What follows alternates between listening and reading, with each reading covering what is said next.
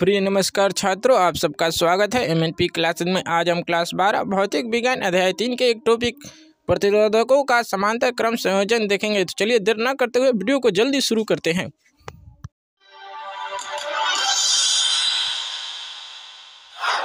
एक समस्या जो श्रेणी क्रम में जुड़े प्रतिरोधकों के परिपथ में उत्पन्न होती है वह यह है कि भले ही प्रतिरोधकों में से कोई एक खराब भी हो जाए तो पूरा परिपथ टूट जाता है।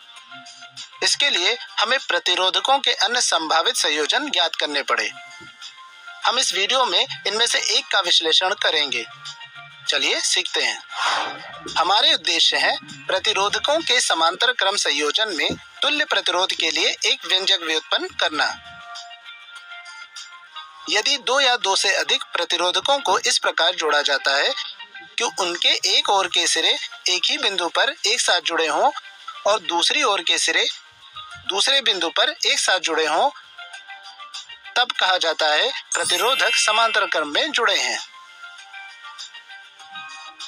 एक परिपथ पर विचार करें जिसमें एक बैटरी और तीन प्रतिरोधक R1, R2 और R3 समांतर क्रम में जुड़े हैं। प्रत्येक प्रतिरोधक के सिरों पर विभवांतर समान होता है और अनुप्रयुक्त बैटरी वोल्टता V के बराबर होता है।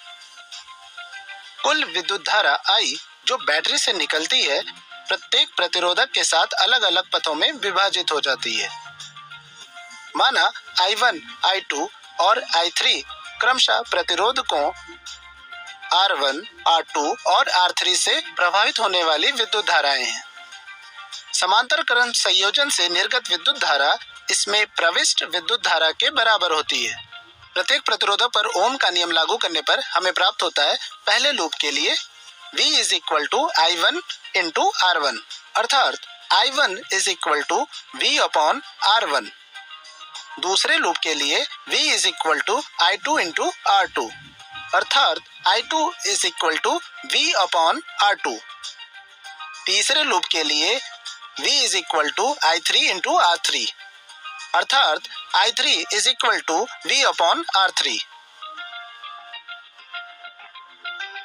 इन तीनों समीकरणों को जोड़ने पर हमें प्राप्त होता है I1 plus I2 plus I3 is equal to V into 1 upon R1 plus 1 upon R2 plus 1 upon R3। अब आवेश संरक्षण से I1 plus I2 plus I3 is equal to I। इस प्रकार I upon V is equal to 1 upon R1 plus 1 upon R2 plus 1 upon R3। यदि इस संयोजन के लिए तुल्य प्रतिरोध R है तब I upon V is equal to 1 upon R। सामान्यतः 1 upon R is equal to 1 upon R1 plus 1 upon R2 plus and so on plus 1 upon Rn। प्रतिरोधकों के समांतर क्रम संयोजन का तुल्य प्रतिरोध सदैव व्यष्टिगत प्रतिरोधकों के प्रतिरोध से कम होता है।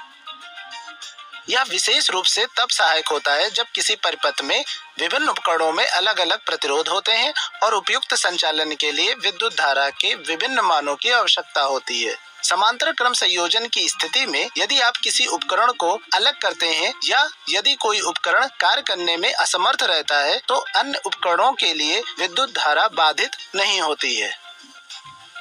यही कारण है कि घरों और व्यवसायों में विद्युत वायरिंग इस प्रकार से की जाती है कि सभी विद्युत उपकरण समांतर क्रम में जुड़े हों। सारांश: यदि दो या दो से अधिक प्रतिरोधकों को इस प्रकार से जोड़ा जाता है कि उनके एक ओर के सिरे एक ही बिंदु पर एक साथ जुड़े हों और दूसरी ओर के सिरे दूसरे बिंदु पर एक साथ जुड़े हों, तब कहा जाता है कि प्रतिरोधक समांतर क्रम में जुड़े हैं। एक समांतर क्रम संयोजन में तुल्य प्रतिरोध R व्यष्टिगत प्रतिरोधकों R1, R2 और इसी प्रकार Rn तक से संबंधित होता है।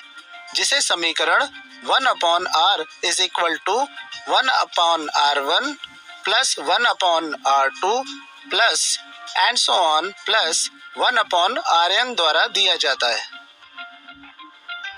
प्रतिरोधकों के समांतर क्रम संयोजन का तुल्य प्रतिरोध सदैव व्यष्टिगत प्रतिरोधकों के प्रतिरोध से कम होता है।